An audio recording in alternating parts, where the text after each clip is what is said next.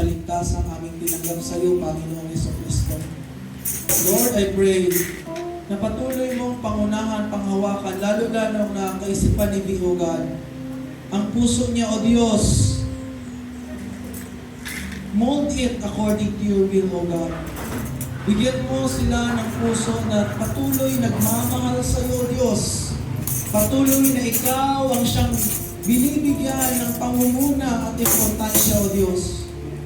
Upang sa lahat ng pagkakataon, kapiling mo sila, O Diyos. Kapiling ka nila na siyang naggagabay, nagpapagmubay, nag-aaruga at nagmamahal sa kanila. Lord, I pray na bigyan mo pa si Vic ng higit na abilidad, kakayahan na maging katuwang ng kanyang asawa. Katalinuhan, O Diyos, na nagmumula sa iyo upang matulungan niya ang kanyang asawa na mas lumapit sa iyo, mas magtiwala sa iyo ang buong sambahayan at magbigay ng kapurihan sa iyong pangalan. Lord, salamat sa buhay ni Vio, Lord.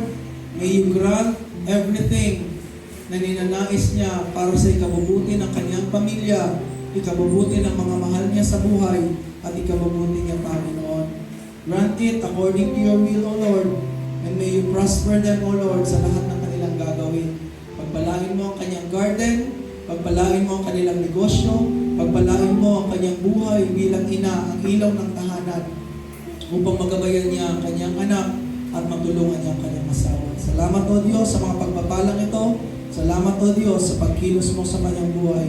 Patuloy maghari ka, manguna ka, at magbigay ka ng kalakasan sa taong ito, Lord. Ang aming kapatid na si Vic, tunay na minamahal mo, O Diyos.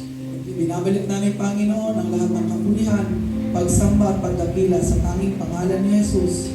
Amen. Tunay nga na tapat ka, mabuti, mapagmahal sa amin.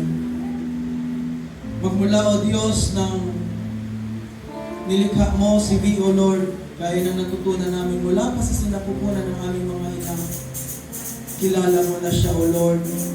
Binigyan mo na siya ng kaunawaan, kaisipan, puso na lalapit sa iyo, O Diyos. At salamat doon sa bagay na iyon, Panginoon.